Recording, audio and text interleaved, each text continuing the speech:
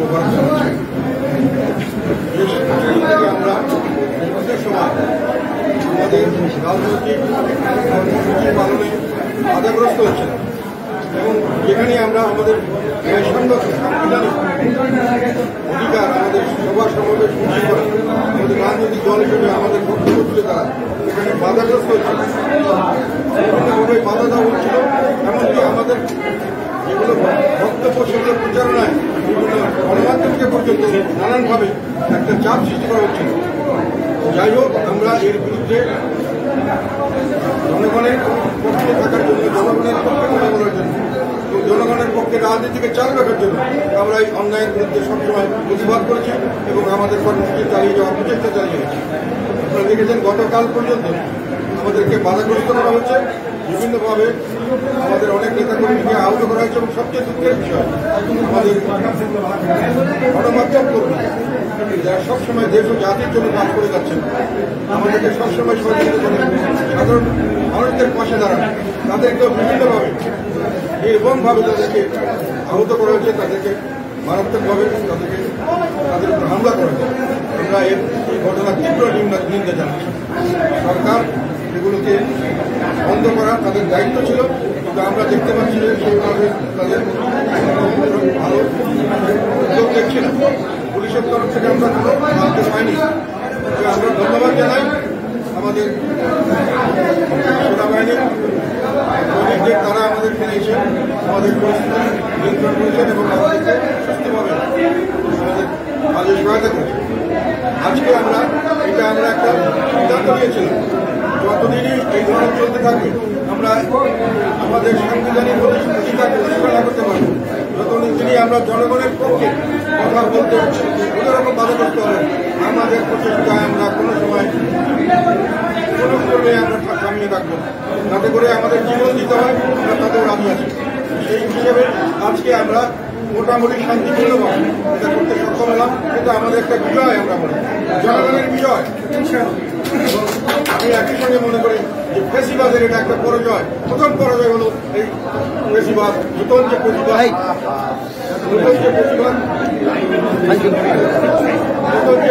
চালু হয়েছে, সেই ফেসিবাদের বিরুদ্ধে আমরা রুখে দাঁড়িয়েছিলাম।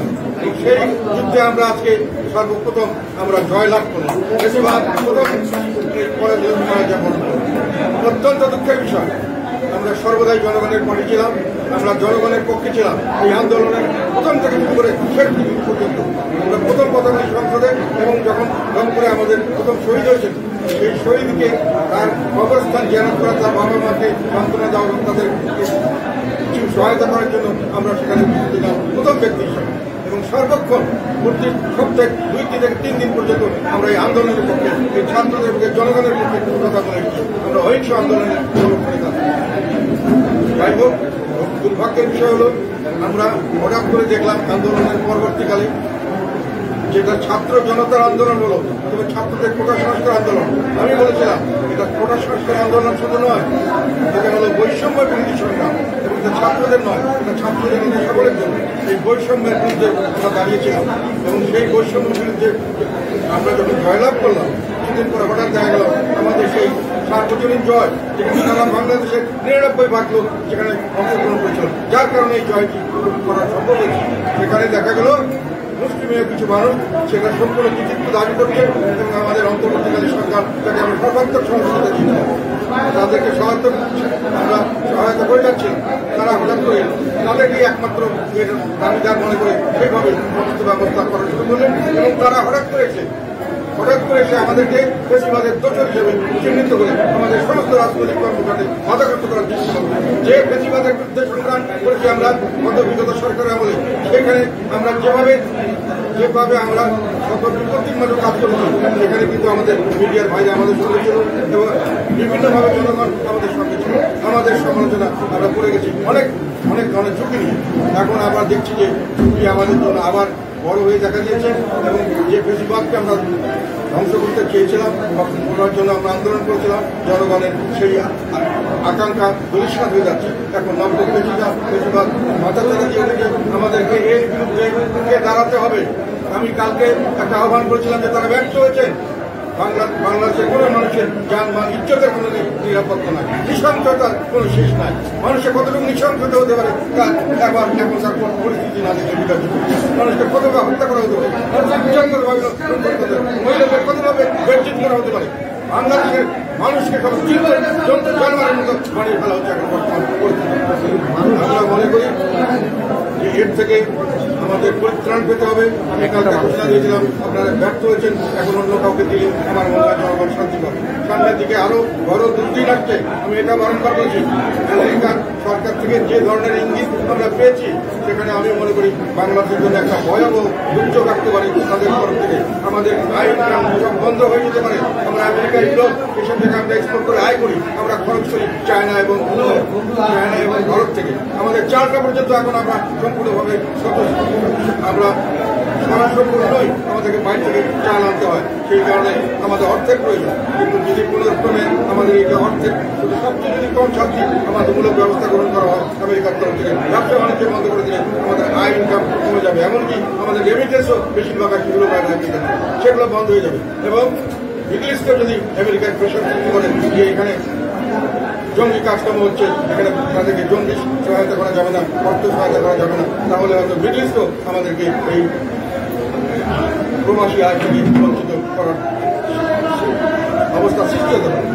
এই অবস্থায় আমরা যেটা দেখতে পাচ্ছি, সরকার প্রবলভাবে বলেছেন আমরা জঙ্গিবাদ নই, এবং আমাদের পূর্ববর্তী বেশ কিছুদিন আগের থেকে আমরা জঙ্গিবাদকে মোকাবেলা করেছি, আমাদের দেশ জঙ্গিবাদকে মোকাবেলা করেছে। সরকার স্বীকার করেছেন যে গত সরকারের আমলে যতই তাদের প্রতিবাদ বলি, যাই আমরা দুর্নাম দিয়ে থাকি, জঙ্গিবাদের বিরুদ্ধে তারা অবস্থান নিয়েছিলেন এবং সরকার বলছে তারা সফলভাবে করেছিলেন। সরকারের এই স্বীকারের সঙ্গে আরেকটি জিনিস বেরিয়ে আসে, সেটা হলো যে সরকার যে তিনি বলছিলেন বেশিরভাগ বিরোধীরাই শুধু দেশপ্রেমী এবং ফেসিবাদের পক্ষে যারা এবং ফেসিবাদের দোষর যারা, তারা হলো দেশের শত্রু।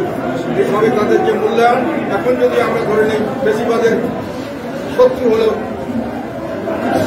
জঙ্গি গোষ্ঠী, ইসলামিক জঙ্গি যারা, যাদেরকে বলা হয় সন্ত্রাসী গোষ্ঠী আইএসআইএস, ওদেরকে যদি বলা হয় তাহলে তারা গত সরকারের বিপক্ষে ছিলেন এবং এখনো তারা গত সরকারের বিপক্ষেই আছেন। তারা ফেসিবাদের বিপক্ষে। এখন সরকারের কথাই মনে হয় যে তারা ফেসিবাদের বিপক্ষে হলে যদি দেশপ্রেমিক হয়, তাহলে এরাও কি দেশপ্রেমী? তাহলে কি সত্যিকার অর্থে সরকার এই জঙ্গিবাদের সমর্থক? তাদের কথাতে তো এরকম ঘুরে আসে। এই জন্য আমি মনে করি যে আমাদের এই সব বিষয় নিয়ে সামনের দিকে যেহেতু আমি কথা বলছি, আমরা আরো কথা বলবো। এখন আমি যেহেতু কথা বলা শুরু করেছি, আজকে আমার বিরুদ্ধে একটা দুর্নীতির অভিযোগ দেওয়া হয়। সেটা 2018 সালে যখন এসআরএফ ছিলেন আমাদের দেশের প্রেসিডেন্ট, তৎকালীন সময়ে আমি নাকি অনেক দুর্নীতি করেছি। আমার ক্ষমতা তখন এসআরএফের হাতে ছিল এবং যেগুলো কথা বলা হয়েছে এগুলো আমি কোনো সময় সংশ্লিষ্টতা কিছু ছিল না। আমি কখন এমপি ছিলাম, এমপিদেরকে গম যা বিতরণ করা হয় এগুলোর জন্য দায় দায়িত্ব থাকে পিএনও এবং যারা ওখানকার অফিসার এবং আমাদের লোক যারা করবে, যাই করে থাকে, আমাদের লোকরা যে লোকই করে থাকে, তাদের দায় দায়িত্ব থাকে তাদেরকে কাজটা বুঝিয়ে দেওয়া। আমাদের এখানে এমপিদের পাচ্ছে। তথাপি এই সমস্ত কথা বলে আমাদেরকে মুখ বন্ধ করার জন্য এরশাদ সাহেবকে দুর্নীতির মামলা দেওয়া হয়েছিল, এরশাদ সাহেবকে খুনের মামলা দেওয়া হয়েছিল, আমাকে দুর্নীতির মামলা দেওয়া হয়েছে, আমাকে খুনের মামলা দেওয়া হয়েছে। আল্লাহর রহমতে এরশাদ সাহেব নির্বাচনে কোনোদিন পরাজিত হন নাই, কোনোদিন ওনাকে ঠেকাতে পারে নাই। ইনশাআল্লাহ আমি মনে করি একটা সময় এসে জাতীয় পার্টি ঘুরে দাঁড়াবে এবং জাতীয় পার্টির এই বিরুদ্ধে যে ষড়যন্ত্রমূলক তাদেরকে বিভিন্নভাবে অপদস্থ করার চেষ্টা করবে, তাদেরকে ধ্বংস করার চেষ্টা করেছে, এই ধাক্কা থেকে জাতীয় পার্টি কিন্তু সামনের দিকে এগিয়ে যাবে এবং আরো আমি মনে করি সামনে আমাদের সুদিন আসছে। জনগণ আমাদের দিকে তাকিয়ে আছে, জনগণ আমাদের কথা শুনতে চায়, জনগণ আমাদের রাজনীতি দেখতে চায়, জনগণ চায় এই বেশিরভাগ থেকে কিভাবে মুক্তি পাওয়া যায়। আমরা সেই পথে এগিয়ে যাবো সামনের দিকে। ইনশাআল্লাহ আপনারা ভয় পাবেন না। জেল ছিলাম, 6 বছর জেলে ছিলেন, আমরা জেলে ছাড়ে যাবো। আমরা আমাদের ফাঁসি দেয় দিবে, আমাদের জয় সেটা করবে। আল্লাহর রহমতে এরশাদ সাহেবকে কালিমা মুক্ত করতে পারে নাই। ওনাকে যে দুর্নীতির মামলা দিয়েছে জনগণ গ্রহণ করে নাই, ওনাকে ফাঁসির মামলা দিয়েছে জনগণ গ্রহণ করে নাই। ইনশাআল্লাহ আমরা সবসময় সব ছিলাম। এরশাদ সাহেব একবার আমাকে বলেছিলেন, তোর বিরুদ্ধে যে কোনো সময় দুর্নীতির মামলা দেয় সে ঘৃণিত হবে, মানুষের তাকে নিয়ে হাসাহাসি করবে। যাই হোক, এরা দিয়েছেন, আমরা এটা মোকাবেলা করবো।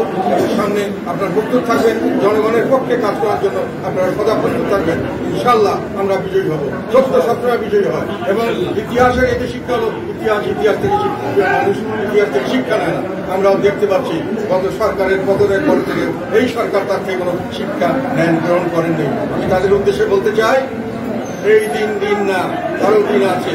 এই দিন নিয়ে যাবে, সেই দিন নিয়ে গেছে। ধন্যবাদ।